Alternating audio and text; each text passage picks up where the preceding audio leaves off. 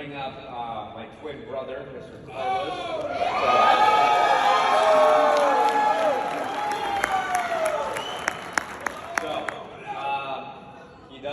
We do look alike. He's a little bit fatter than me. I think, right? Or am I fatter? 10, 15 pounds? I'm fatter, you're fatter.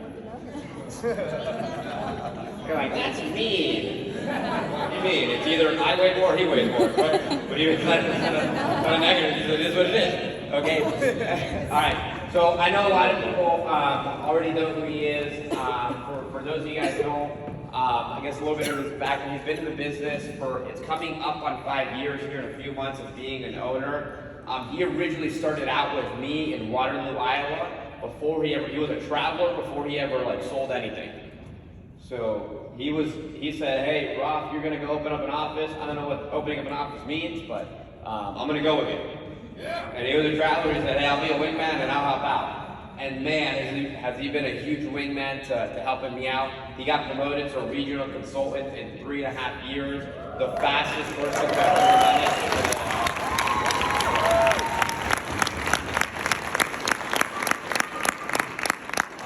But yeah, I mean, that's pretty cool. I mean, he graduated, I think, with a lesser GPA than me, so I think 1.7. 1.9, say it? Okay. So 1.9. So 1.9 GPA, and he got promoted to RC quicker than anyone has ever done it in the company. Think about that, okay? Think about the way that you have to think about promoting deals, running an office, leadership, to do it at that pace. He's got 25 other offices, and some of us owners, who's ever here promoted an owner and they didn't do so well? Come on, don't lie. Oh my God, you guys are freaking liars. I've seen the reports. Worst month of churn for owners. Okay? But 25 that are standing, doing well. The average owner in his organization has about $90,000 saved up in the bank. You know,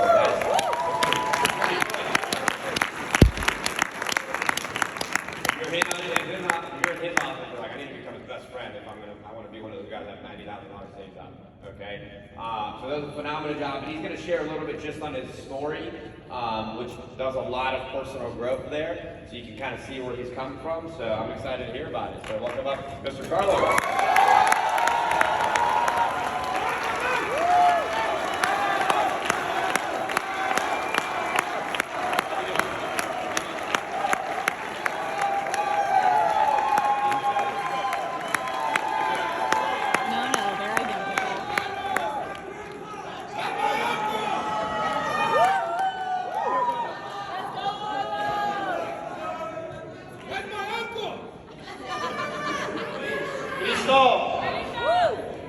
What'd you say, Uncle?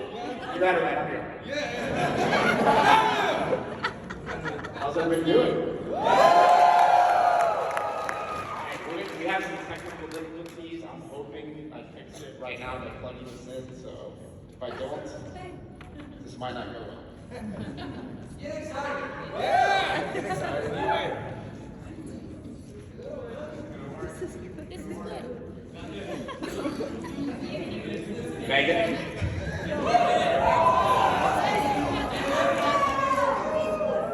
Alright. I'm gonna leave that one up just because looking good. I'll get into it in just a minute. But yeah, I'm excited to be up here. It's been like 2 years since we've really done these meetings, and I kind of miss, talking on stage or being up here and just sharing with people. Sometimes I go on a ramble and I don't know what I'm talking about, and I just keep on going and going and going. So people are going to keep me in check and back and try to go past 30 minutes. But if I do, I apologize.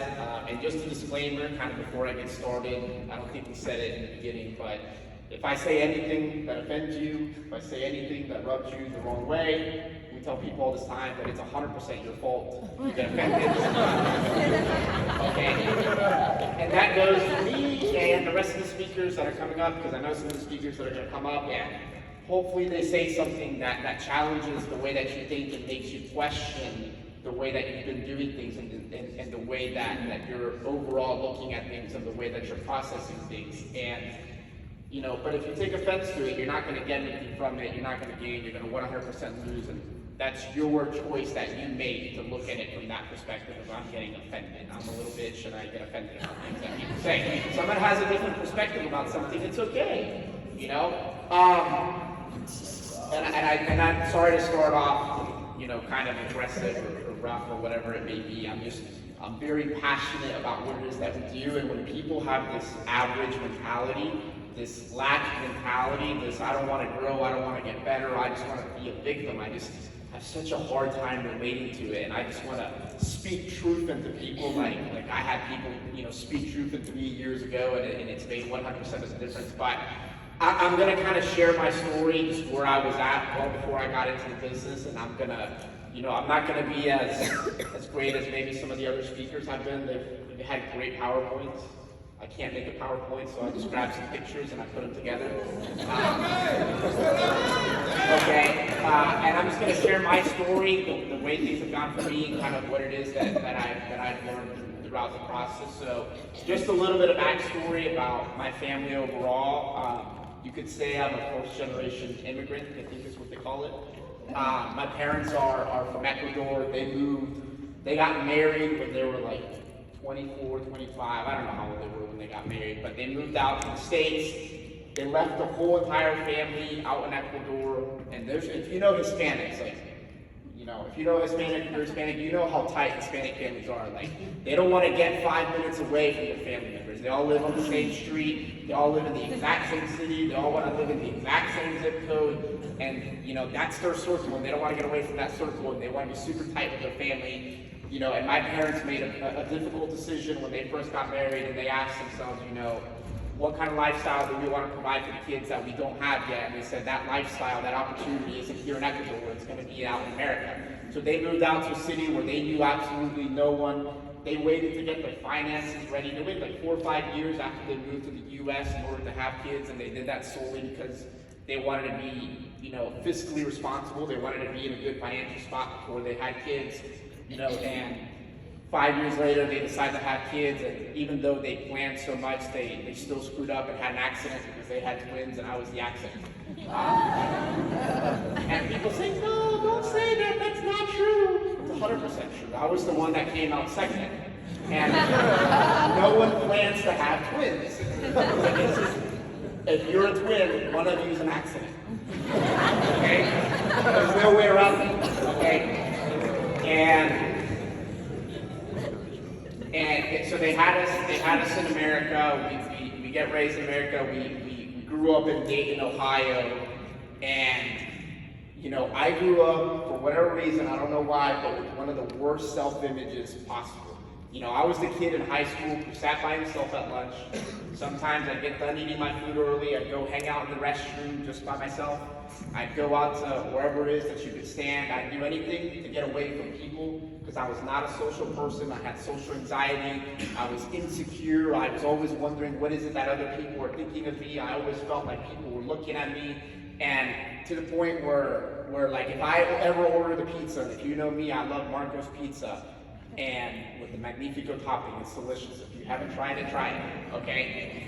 Whenever I would want my pizza, I'd tell my parents, like, can you order me a pizza? And they would try and get me to order the pizza. I said, no, I'm not talking on the phone. I don't want to talk to anyone. Can you order it, please? Please order it for me. And like, I just couldn't do it. I didn't have the confidence, self-image when I was a kid. Like, I didn't want to pick up the phone and talk to someone on the other line because I just felt like I didn't know what to say. Okay, can anyone kind of relate like that when they were younger? Maybe they had insecurity. Only a couple people then. Okay.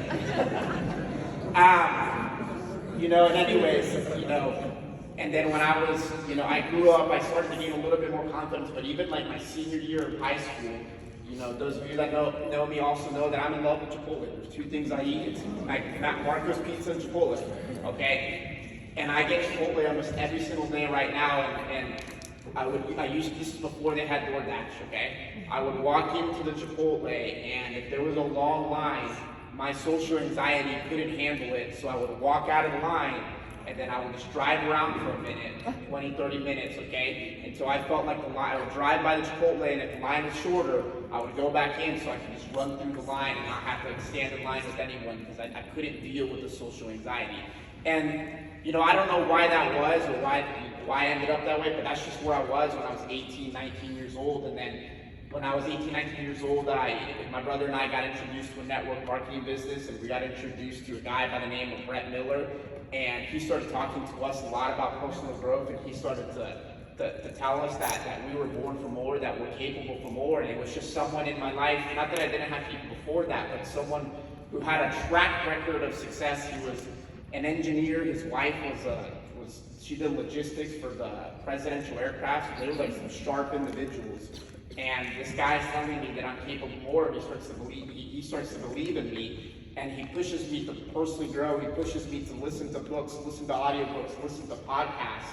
And I slowly start to do that, and I start to get obsessed with it because I start to study other successful people in so many different industries, and I start to realize that people are where they are in life because of the way that they think, because of the way that they view things. And I start to realize and understand. I read a book called Cyber Cybernetics, or What to Say When You Talk to Yourself, and I start to realize that all the social anxiety, all the things in my head, they've all been made up. Everything's just in my head, and I've just spoken negative thoughts into my head. And I learned that your thought process, your head is like a bottomless bucket of water, and imagine all the clear water.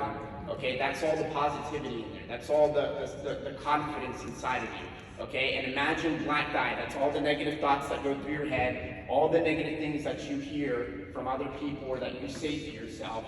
And that bucket of water, it can either be full on black, or it can be clear, or it can be a mixture. Okay, and my bucket, I learned that it was just pretty black. It just had a bunch of black dye, and there was nothing that I could do to get that black dye out of the water. But what I could do is I could dilute the water, I could dilute the black water, the black dye, by just pouring more clear water into it. And that clear water was, you know, getting around the right people, not hanging out with loser friends that weren't going anywhere in life. You know, reading personal growth books that are teaching me about success, that are teaching me how to be confident, how to deal with people. Listening to people that are in places in life where it is that I wanted to be, and I started to get obsessed with that. And some people think it's kind of weird to listen to books, or they're like, I don't know if I want to listen to an audio, I don't know if I want to read a book, I don't like reading, it's not my thing. And that was me. I didn't like reading either. And what I was told is, no one asks you if you like to read it, you know, but you want to be successful. That's just what successful people do. And I said, well, that makes sense. So I'm going to start reading it. And you know, I heard people talk about how professional athletes, they wake up early to practice. They wake up early to get ready to play their game or to become a professional at their craft. And I was told that, hey, your life is your profession, it's your career. Your thought process is going to get you where you are. Like, you need to start to treat it like a career. That may mean you have to wake up early so you can read a little. And I said, wow, that kind of makes sense if I just look at my life as my thought process as that's the vehicle that's going to get me to where it is that I want to go. Maybe I need to start to take it seriously. So I started waking up early. I started to get obsessed, started getting obsessed with reading to where I was reading one book a week. You know, I was reading at least an hour in the morning, sometimes an hour at night, 2 hours a day, and then I was nonstop listening to audiobooks and podcasts, and I was just pouring clear water into my head because I knew there was a bunch of black dye inside my head, and I just wanted to dilute it as much as possible. And I started that process at 18, 19 years old, okay? At 19, I made the decision after my brother did. I followed him. He dropped out of high school. He dropped out of college. He read a book called Rich Dad Poor Dad, and same thing. He learned that people are where they are in life because of the way they think, not because of a college degree. So he made the decision to drop out. I read the same book, made sense to me. I went ahead and dropped out, and my parents were unbelievably upset, unbelievably pissed off. And you got to look at it from the perspective, because this was our thought process at the time. Is my family, my parents, they moved from the country where the whole entire family was at. Remember what I said, like Hispanics and families, they're like this. For them to move away from their whole entire family is a big decision.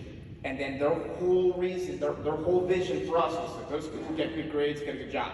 Okay? And then we drop out, and it's like one big slap in the face, like, hey, mom, dad, I know you guys moved your whole entire lives. I know you guys moved away from your family, from your country, to give us a better opportunity, and this is what you guys want us to do, but I think you're wrong. And we're not going to go ahead and do what it is that you want to do. And I think a lot of people, they struggle to go against the grain, to go against other people's opinion, and it was tough. Like I remember my mom crying because she would ask herself like, man, where is it that I went wrong with raising my kids? Where is it that I went wrong? What didn't I teach them? Why are they making these stupid decisions? And when you're an 18, 19-year-old kid and like you see your mom crying and you feel like it's your fault, like it sucks. Like it's not easy, it's tough, and you feel like garbage, you feel horrible because you feel like you're slapping them across the face and like you're letting them down. And who here has had someone in their life and they felt like they've let them down and it's one of the worst feelings in the world? Okay? And imagine, after all those years we drop out, we go against what it is that they want us to do, and then we get involved at this business at 21, and we tell them, or my brother gets involved first, and then after he goes through the program for 6 months, he's getting promoted out to Waterloo, Iowa, and I ask if I can go with him. He says yes, and we tell our parents that we're moving out to Waterloo. We're going to leave them now. Like they were unbelievably upset, to say the least. They cried, and it was a difficult move because again, Hispanics were tight. We were tight with our family.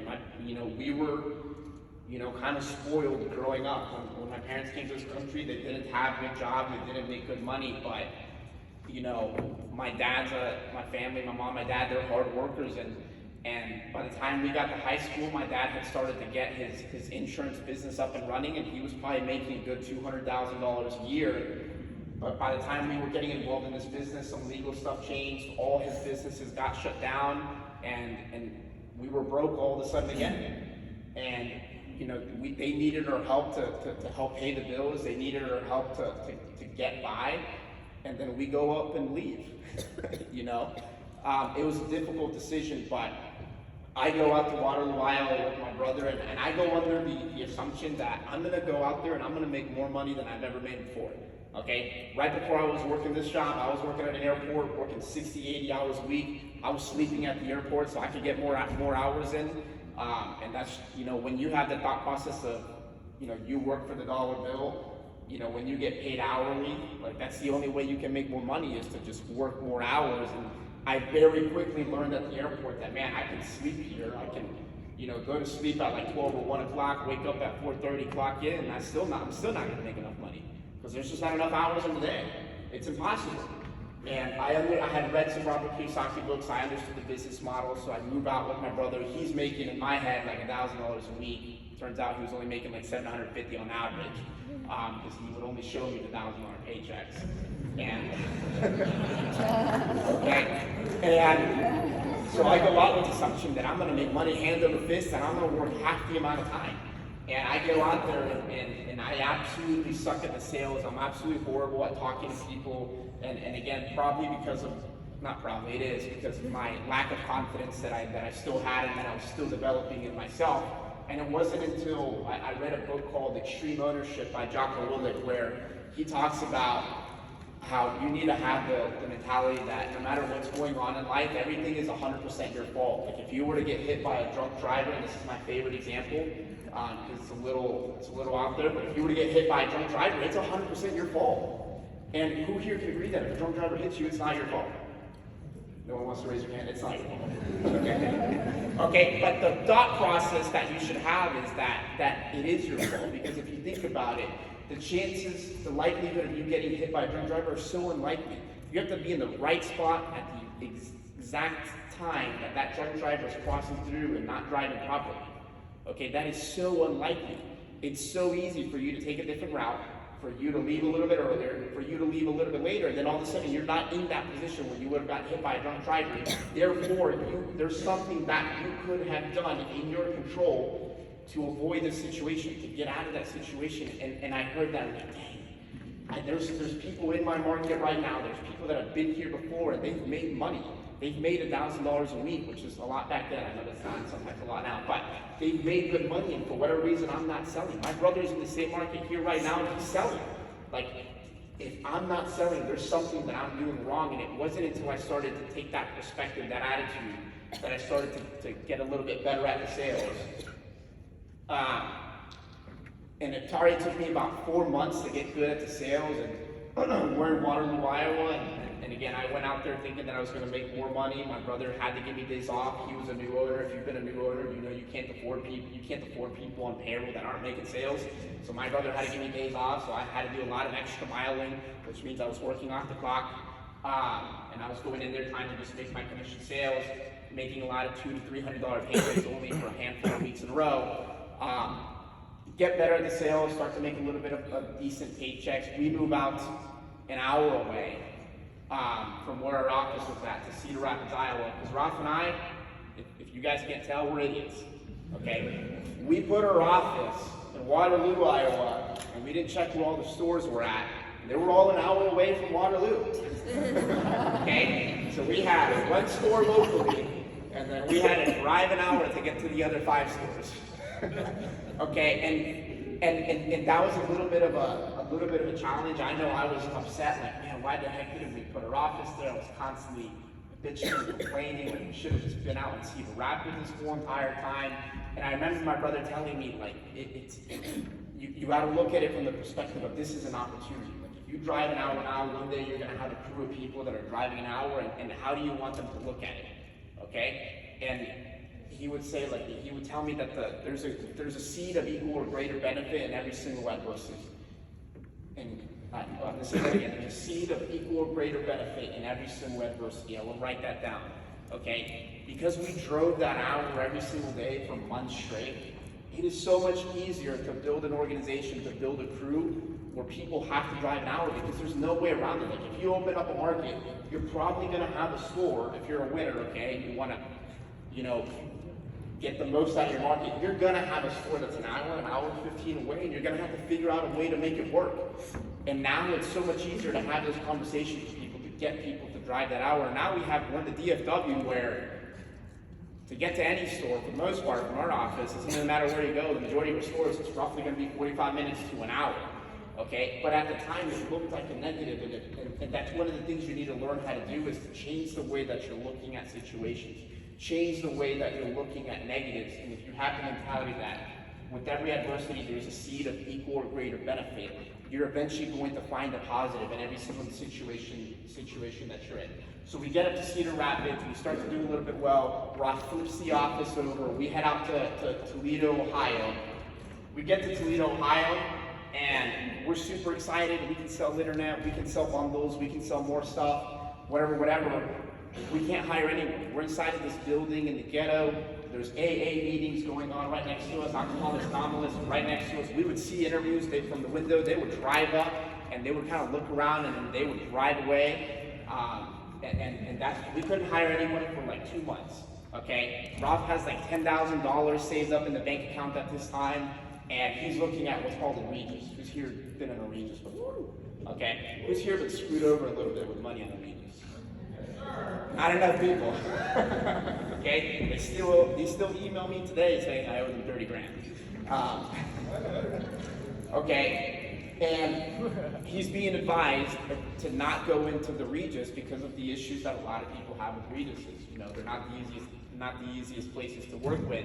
But we're not getting any recruiting, and Roth, takes a leap of faith where he puts the majority of his money down. I think it was like 7 grand. He takes 7 grand, puts it into the Regis, we move into the Regis, and within a month, we hire Khalil Mansour, Brandon Stockamp, and Monmouth. All top owners.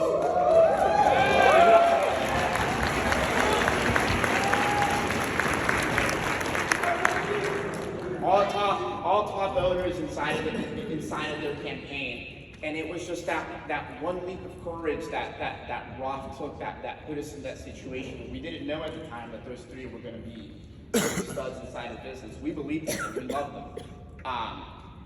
But anyways, we hire those 3 people. We start to build a cruise.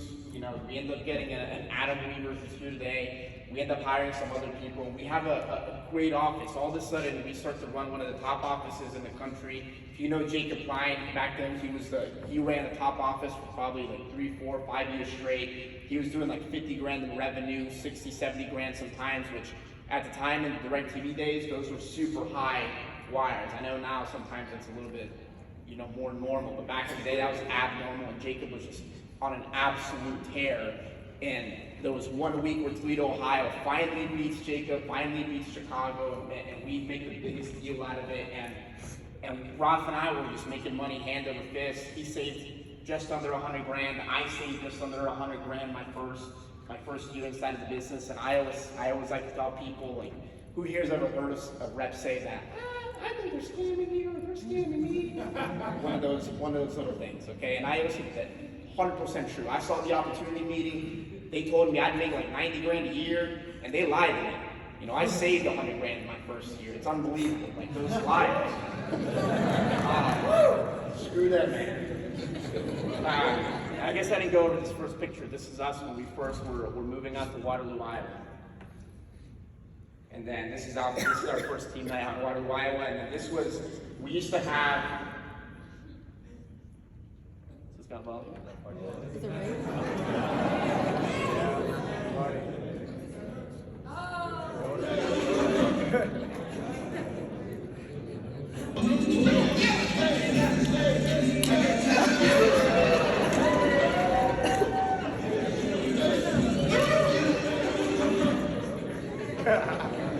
This is Brandon's leader.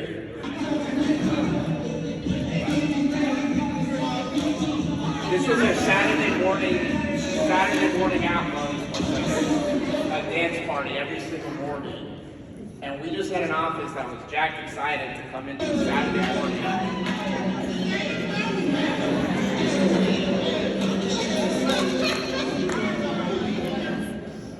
And there's a lot of videos like that. I won't show them all, but and that was just kind of the culture that we had, where it's just this group of people who were just excited to work, excited to leave, excited to grow, coming into Atmos. Now almost no. Who here does Atmos on Saturday and Sunday? Yes, sir. Richard, he's committed. That's why he's winning the next regionals. But that used to be a thing back then. Saturday and Sundays we'd have Atmo, and that's what we would do to make it fun. And I show that just because it's a representation of kind of the culture that we had. And like I said, Roth and I cumulatively we saved almost $200,000 together. And when you're 22 at the time, and you save that kind of money, like, your head starts to get a little bit. Okay, you start to develop maybe a little bit of false confidence, and you think you're all that in a bag of chips. Okay, Roth gets the opportunity to move out to Dallas, Texas. He goes out to Dallas, Texas. I stay back in Toledo, Ohio for 7 months or so. I train up Maud Miller. I flip the office over to her. She saved up like 50 grand in 3 months. So there's more things to add, you know, to inflate my ego. Where my first outside deal saves 50 grand. I still have almost $100,000 saved, and then I move out to Dallas, Texas. And I get to Dallas, Texas. My brother's kind of struggling in taking on Dallas because it's a much bigger market. There's a little bit of differences between Dallas and Toledo, Ohio. And I go out there with a chip on my shoulder thinking that, you know, we're just going to absolutely kill it. I get to Dallas, and it's been like 7 months since I've really seen my brother. It's the longest time that we've ever been apart. And I didn't realize it at the time. I honestly didn't put this together until a couple of months of why things were so challenging, because there was a lot of inner frustration when I got to Dallas between my brother and I, and that's what I believe caused a lot of the issues and why we struggled so much, because I lost almost all that money when I got to Dallas. And my brother and I had just been, for 20-something years, we had always been next to each other. We had always experienced the exact same things. Him and I were on the same page, no matter what was going on. I didn't have to talk to him, he didn't have to talk to me, but we knew what we were thinking. And some people, you know, they hear twin telepathy. I don't know if it's really real, but when you have the same experiences as someone for 20-something years, you start to have the same thought process. You start to think the same way. You start to look at things the same way. But then we went 7 months of having completely different experiences. And we get there, and we have no idea how to communicate each other because we're so used to just knowing what page we're on without speaking. So all of a sudden, there's all this frustration simply because we don't know how to talk to each other, you know? And this is a picture of Khalil and I. During all this turmoil, during all these issues that are happening, you know, our landlord says that he's no longer renting out our place. So we got to very quickly pack up all our stuff. And this is when Warp had launched. We had to be in the stores from 10 a.m. until 8 o'clock. We were single staff because we weren't doing well in Dallas. So Khalil was in one store, I was in another store. We packed up the U-Haul one night, and then we take our lunch break together. We meet up at what's it called? A U-Haul place, a storage place to drop off all of our stuff because we need to put our stuff somewhere. And we look at the storage unit. It looks small. It's you got to take everything up a flight of stairs. There's like 10 grand worth of stuff in there because when Khalil moved to Toledo, he had made a lot of money as a rep, and he went out and spent like 7 grand on stuff for the house. Okay, and we get to the storage unit, and I look inside the storage unit, and like, that's small, and that's kind of expensive when I'm having to pay. And I look at this U-Haul here, knowing there's a lot of money in there, and we're losing money hand over fist, and I look at the U-Haul guy, I'm like, how much are you gonna charge me if I leave everything in that U-Haul? And he says, $200. I'm like, dude, we're ripping you off. I'm leaving everything in there. Khalil, we gotta get back to the field. And the mentality was that like, we're losing money hand over fist, and our only option is to win. Our only option is to make this work, and none of our materialistic stuff matter. And a lot of times people will put their personal needs, their whatever it is, these things that just, if you really think about it, they just don't matter. And I remember Khalil and I both kind of being upset afterwards. The only thing we took from there, I think, is that steamer. You don't have a steamer, you need to get a steamer. And then we moved whatever it is that we could fit inside of a car because our priority was to make the business work, because we knew if we ended up making the business work, that it would end up putting us in a situation that we would want to be in, and that we could buy everything that we wanted right back.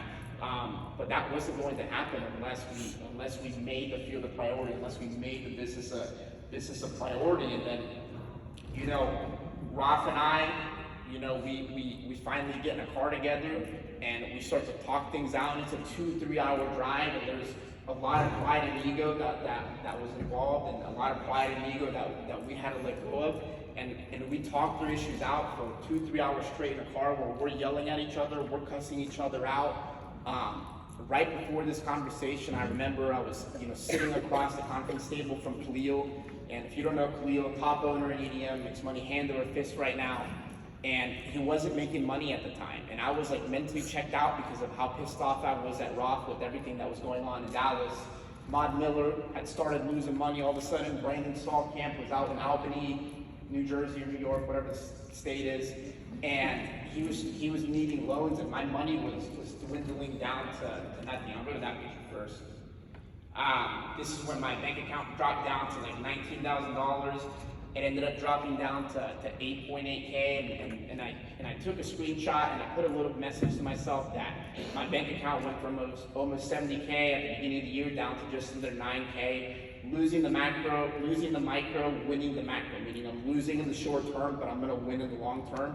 Rising from the ashes like a phoenix, 6'5", and I dated it because in my head I was still going to win. In my head, I was still going to make it. In my head, Raf and I, we were going to make it out of the situation that we were in. And how many months after that?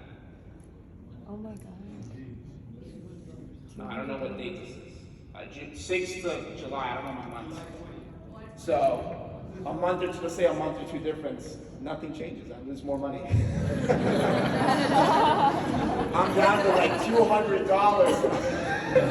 And I am frustrated as I can be. I'm in the field 6-7 days a week from 10 to 8 o'clock trying to make things happen, but I'm losing money, having to loan people money. But that moment when I was in front of Khalil and he was upset, he was frustrated, and I saw him because he wasn't making money. I knew Mon was losing money. I knew Brandon needed money.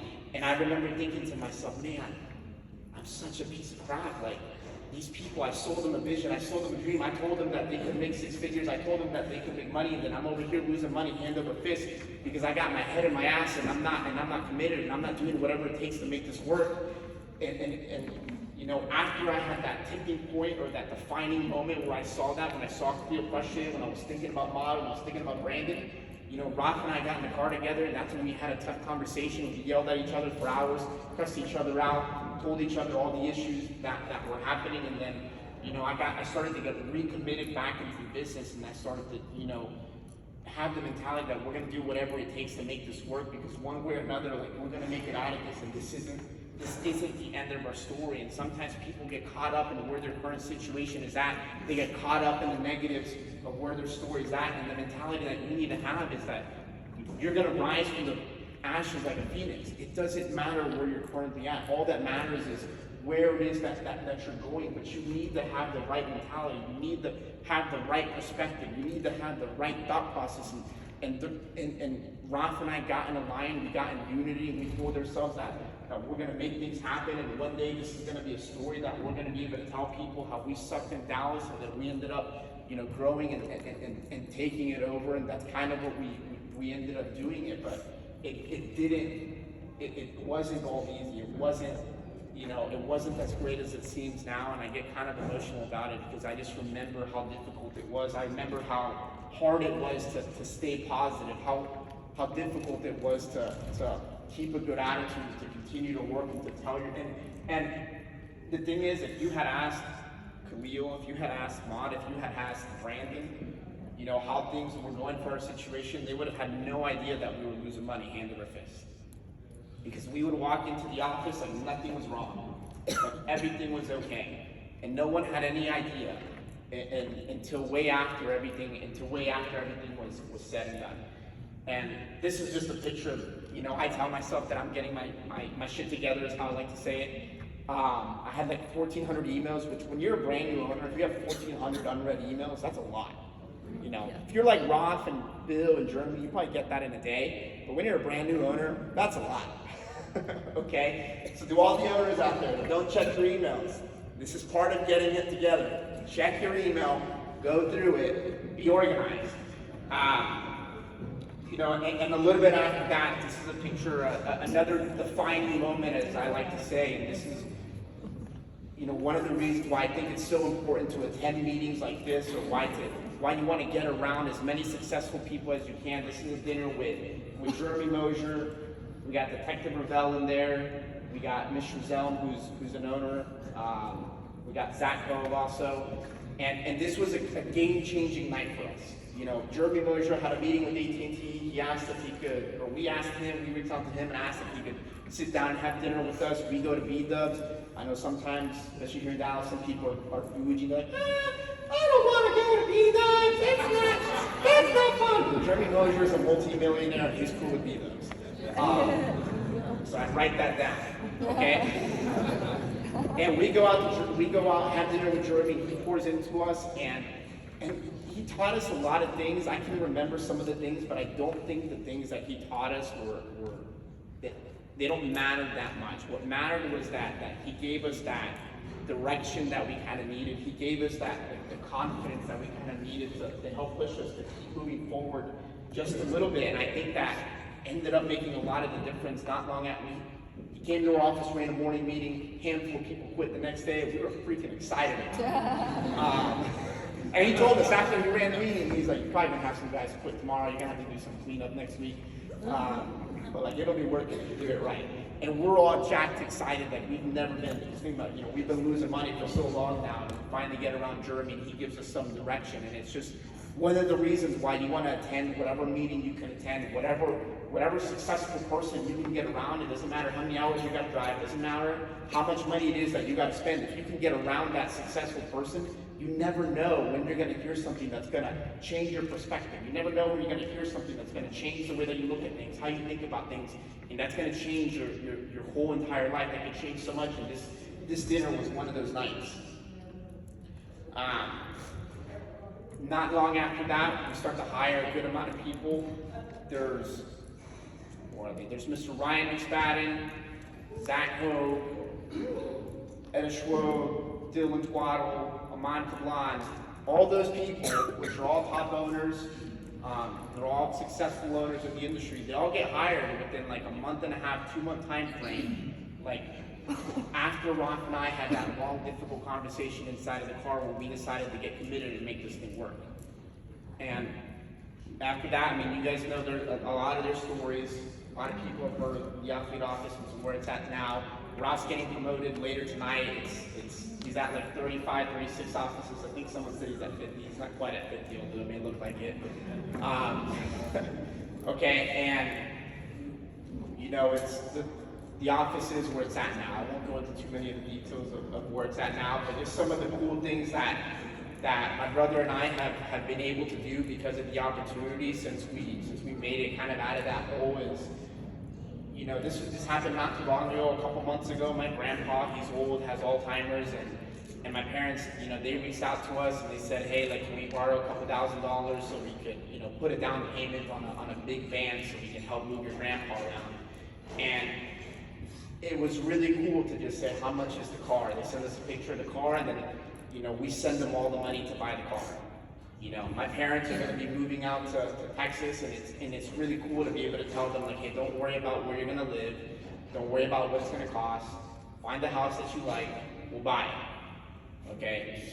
My parents they've had all their vacations paid for the last handful of years. They've had a lot of their bills paid for the last handful of years. You know, our fleet, I won't say what we've personally donated, but our fleet as a whole, we've donated hundreds of thousands of dollars to charity. And I think it was Richard that said earlier, if you don't want to keep your money, that's fine, just give it away. Yeah. And I think that's 100% true. If you won't succeed, if you won't succeed for yourself, then do it for other people. Don't do it for yourself. But there's someone out there that could use your help. There's someone out there that could hear your story and they could benefit from it. And that was one of the other things that Ron would tell me when I was in Iowa, that the struggle you're going through isn't for you, it's for someone else. It's for someone on your team that's gonna come in 2, 3, 4, 5 years down the road, and the adversity, the struggle that you're going through, it's not for you, it's for them. And I remember hearing that, thinking to myself, and I had that hour drive every single day. I remember telling myself, like, one day I'm gonna be able to tell people that I drove an hour straight every single day for I don't know how many months straight.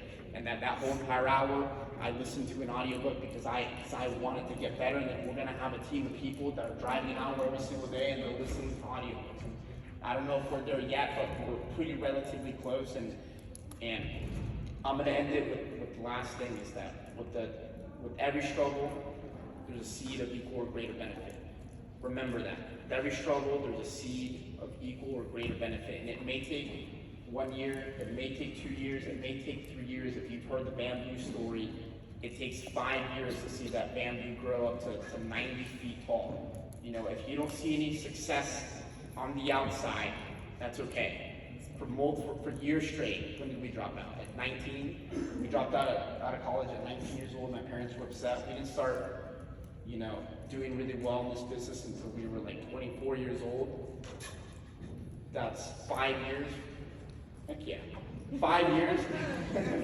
Just like the bamboo, that's 5 years of not seeing any growth on the outside, not seeing any external success. But what people didn't see, what my parents didn't know, what other people didn't see is that on the inside we were changing, on the inside we were growing, on the inside we were building a backbone in order to get ready for the future team that we're gonna have. So don't give up, don't give in. Like, understand that when you're going through something, it's not for you, it's for someone else, and someone else needs to hear your story, your struggles for them. Thank you.